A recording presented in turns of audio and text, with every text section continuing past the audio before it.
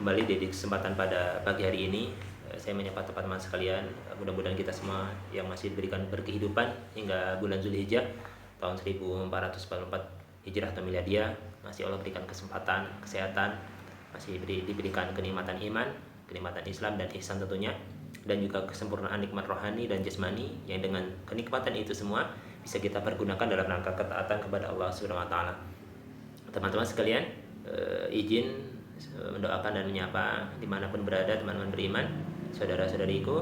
Mudah-mudahan kita yang masih berada diberikan berkehidupan di bulan Zulhijjah ini masih diberikan kemampuan menambah ketaatan amalia kepada Allah Subhanahu wa taala dalam rangka membentuk pribadi yang bertakwa, pribadi yang dengan akhlak yang sempurna bagaimana dicontohkan oleh Rasulullah SAW. Setidaknya kita mengejar apa-apa yang mungkin kurang pada diri kita di bulan Zulhijjah ini, karena makna dari Zulhijjah sendiri adalah persiapan daripada kembali kepada Allah Subhanahu wa taala. Itulah kenapa orang yang berhaji atau berihram itu menggunakan pakaian yang serba putih tanpa jahitan seperti itu, mengandung makna sekuat apapun, sebagus apapun manusia, dia pasti akan kembali menggunakan pakaian yang seharusnya dipakai, yaitu kain kafan. Dia pasti akan kembali kepada Allah Subhanahu wa taala. Maka itulah disebut dengan seorang ulama atau seorang guru menulis kitab dengan judul kitabnya Zadul Ma'ad itu, atau bekal kembali, ada dari kembali kepada Allah Subhanahu wa taala. Makanya kita mengenal istilah Idul Fitri, kembali kepada fitrah, dan Idul Adha, dua hari raya itu kembali kepada hari raya berkurban seperti itu. Nah, pada bulan Zulhijjah ini ada keutamaan yang Rasulullah SAW sebutkan ya, bimbingan wahyu di dalam kitab hadis, yaitu di tanggal 1 Zulhijjah sampai ke tanggal 10 itu ada keutamaan beramal. Yang keutamaan beramal di tanggal itu, rentang tanggal waktu itu di 1 sampai 10 Zulhijjah itu adalah seperti berjuang di jalan Allah Subhanahu wa taala. Itu seperti mempertahankan negara dari serbuan musuh dan penjajah seperti itu. Namun tidak berhenti di situ. Nanti akan diduga ada orang-orang yang belum maksimal melakukan amalia di tanggal 1 Zulhijjah sampai tanggal 10 Zulhijjah, atau di puncak melakukan sholat Idul Adha itu dan berkurban di tanggal 10-nya. Maka setelah itu ada hari-hari yang kita dilarang untuk berpuasa, itu dikenal dengan hari tasyrik. Di tanggal 11, 12, 13 Zulhijjah dilarang kita untuk melakukan puasa, tetapi dianjurkan untuk meningkatkan amalan, karena dalam sebuah hadis nanti disebutkan, insyaallah kita bacakan di dalam kitab Sahih Al-Bukhari di nomor hadis 969 di Kitabul Aidain, yaitu kitab dua hari raya, di kitab yang ke-13 dari 97 topik kitab pembahasan dalam kitab Sahih Al-Bukhari itu. Ini subtopik yang ke-11 nanti disebutkan keutamaan hari tasyrik itu. Jadi hari tasyrik tanggal 11, 12 dan 13 itu diutamakan meningkatkan amalia. Dan balasan fadilah keutamaan amalia di tanggal 11, 12, 13 yang dikenal sebagai hari tasyrik itu 3 hari, itu seperti berjihad di jalan Allah Subhanahu wa taala, seperti berjuang mempertahankan negara dari serbuan musuh. Jadi tidak sembarangan itu. Jadi amaliyah di situ bahkan bisa mengalahkan orang yang berperang tetapi masih kembali. Maka dia bisa dikalahkan oleh amaliyah orang yang berperang di jalan Allah Subhanahu wa taala tetapi tidak kembali lagi, baik nama dan hartanya. Baru dia tidak bisa diungguli oleh orang yang beramaliyah di hari tasyrik itu.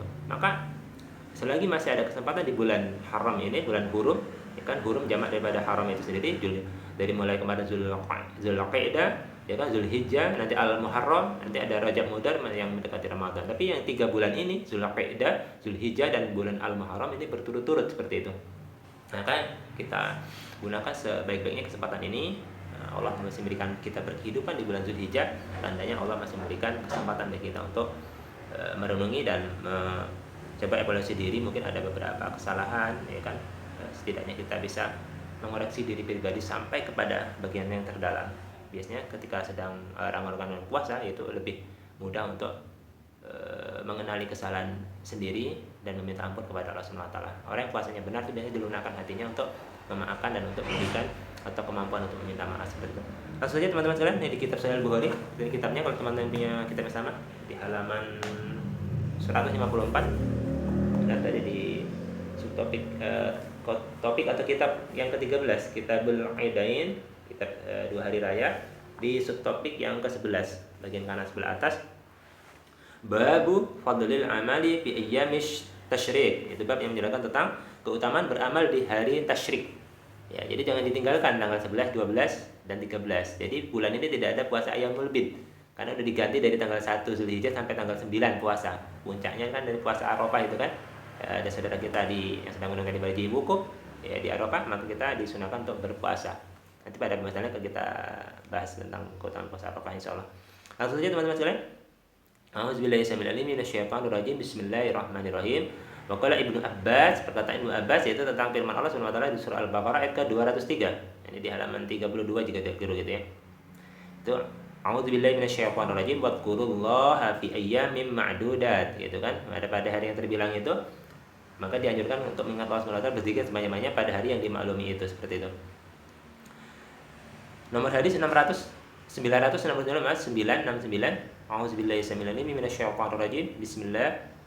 Qala al-Imam Al-Bukhari qala haddatsana Muhammad ibnu Ar'arad qala haddatsana Syu'bah an Sulaiman an Muslim al-Muslimil Batin an Sa'id ibni Jubair an ibni Abbas radhiyallahu anhuma. Disebutkan anhuma maka membawa nama ayahnya ya Abbas ya, namanya ini Ibnu Abbas berarti Abdullah bin Abbas. Kalau disebutkan Ibnu Umar itu adalah Abdullah bin Umar. Kalau disebutkan Ibnu Amr disebut adalah Abdullah bin Amr. Kalau disebutkan Ibnu Mas'ud maka disebut adalah Abdullah bin Mas'ud. Jadi Ibnu adalah anak. Nah, kalau disebutkan di sini ada Ibnu Abbas atau Ibni Abbas disebutkan maka ditambahkan kalimat depannya radhiyallahu anhuma. Itu ridhonya kepada Abdullah bin Abbas dan kepada Abbas bapaknya tadi paman Rasulullah sallallahu alaihi wasallam seperti itu. Anin Nabi sallallahu alaihi wasallam dari Rasulullah sallallahu alaihi wasallam. Rawi hadis ini terhubung kepada sahabat Ibnu Abbas radhiyallahu anhuma tadi. Annahu qala, tuhnya Rasulullah bersabda, mala amalu ya tidak ada amal fi ayyamil ashri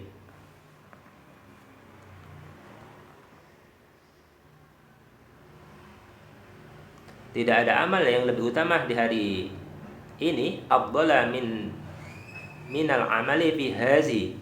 Yang dimaksudkan adalah tidak ada amalan yang lebih utama di hari ini, di hari tasyrik itu ya kan keutamaannya kecuali hari raya kurban seperti itu. Jadi tidak ada keutamaan beramal, tidak ada yang lebih utama beramal di hari ini. 3 hari yang dimaksud adalah hari tasyrik tadi tanggal 11, 12 dan 13 bulan Dzulhijjah tadi, selain daripada hari raya berkurban tadi. Seperti itu. Minal amali fi hazi, seperti hari ini maksudnya hari raya kurban. Pada hari raya kurban tadi disebutkan ada yang bertanya kepada sahabat Nabi, apa yang dilakukan Rasulullah sallallahu alaihi wasallam? Maka dijawab seperti itu. Jadi Rasulullah SAW bersabda sesuai dengan yang diterima oleh Ibnu Abbas tadi, tidak ada amalan yang lebih baik daripada yang dilakukan di hari ini, ya kan, di hari ke-10 ini, yaitu maksudnya bulan Dzulhijjah tadi, tanggal 10 Dzulhijjah berarti hari raya Idul Adha kan kita pahami seperti itu. Yang bisa menyaingi hari tasyrik tadi kecuali di tanggal 10 Dzulhijjah tadi. Jadi kalau ada amalan lebih baik dilakukan di hari tasyrik itu adalah ada raya kurban tadi, ya kan, sholat Idul Adha dan kemudian motong kurban bagi yang memiliki kemampuan itu. Maka para sahabat bertanya, itu saking tingginya unggulnya fadilah beramal dari tasyrik tadi bisa mengalahkan semua amalan yang terjadi. Ramadan punya kemuliaan, tapi ini Dzulhijjah sangat istimewa, langsung dicintai oleh Subhanahu wa taala. Siapa yang beramal tanggal 1 Dzulhijjah sampai tanggal 9 dan 10 Dzulhijjah tadi dicintai oleh Subhanahu wa taala. Maka tidak ada yang bisa mengalahkan amalan di tanggal 11, 12, 13 hari tasyrik tadi kecuali orang yang melakukan amalan di hari Adha tadi, ya, salat Idul Adha dan berkurban seperti itu. Itu lebih lagi tingkatannya gitu. Keutamaannya mengalahkan dari tasyrik. Tapi tidak ada yang bisa mengalahkan dari tasyrik, berarti ada pesan penting dari tasyrik tadi gitu untuk meningkatkan amalan. Walaupun tidak dianjurkan untuk berpuasa gitu, diharamkan berpuasa dari tasyrik seperti itu. Maka qalu para sahabat bertanya, walal jihadu, tidak juga dengan berjihad wahai Rasulullah sallallahu alaihi wasallam. Qala Rasulullah sallallahu alaihi wasallam menjawab, walal jihadu, tidak juga dengan jihad kata Rasulullah sallallahu alaihi wasallam, illa kecuali rajulun kharaja, kecuali seorang laki-laki yang keluar dari rumahnya, yukhatiru bi nafsihi, yang lalu mengorbankan jiwanya, dirinya, wa malihi, dan juga mengorbankan hartanya, balam yarji bi syai', dan dia tidak kembali lagi sesuatu pun dari apa yang dia bawa ketika berangkat itu. Jadi kalau orang berjuang di jalan Allah Subhanahu wa taala, mempertahankan negara dari serbuan musuh, ya kan? Mempertahankan kemerdekaan bangsa negara itu dari serbuan musuh penjajah, maka dia keluar membawa harta dan namanya tadi, dan tidak kembali lagi harta serta namanya tadi, maka itu yang bisa mengungguli fadilah amalan yang dilakukan di hari tasyrik itu. Nah, itu Masya Allah gitu. Maka kita manfaatkan sama-sama nanti ketika telah melewati hari raya Idul Adha di tanggal 10 Dzulhijjah, itu puncak daripada amalia. Jadi bulan Dzulhijjah itu, maka tanggal 11, 12, 13 jangan dilewatkan teman-teman sekalian. Ya, yang belum terbiasa, latihan dari sekarang bangun tahajud. Ya, tahajud 2 rakaat menyaingi gitu. Seperti orang yang berjihad di jalan Allah.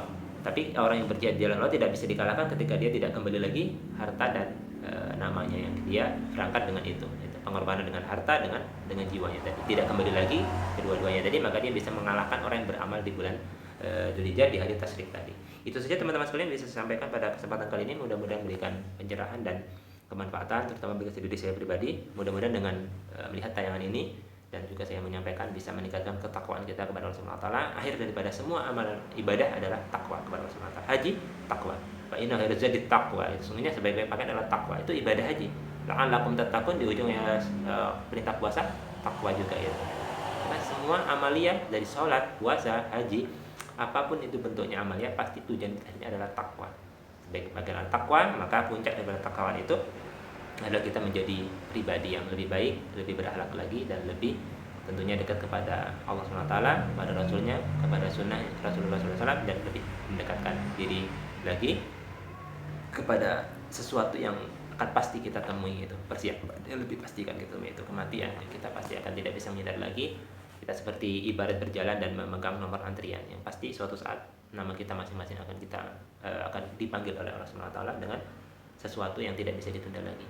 Ya kan, surah Al-A'raf ayat ke 31 kalau tidak keliru, itu bahasanya kita balikul umatin ajal, setiap umat memiliki batas ajal tadi. Kalau sudah datang ajal tidak bisa yastakbimuna, tidak bisa dicepatkan, wa yastakhiruna, tidak bisa diakhirkan lagi.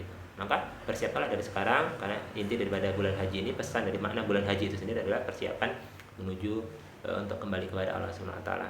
Itulah kenapa orang yang berhaji pakaiannya serba putih, menyerupai kain kafan seperti itu. Mudah-mudahan semua kita diberikan kesehatan oleh Allah Subhanahu wa taala, bisa melakukan puasa-puasa yang bisa kita lakukan di bulan Dzulhijjah ini, dan nanti ketika puncak di Idul Adha kita sholat Idul Adha dan mengambil kurban bagi yang mampu. Dan jangan lupa, jangan tinggalkan untuk melakukan amalia, tingkatkan di malamnya dan siang harinya 11, 12, 13 Dzulhijjah, yaitu hari tasyrik.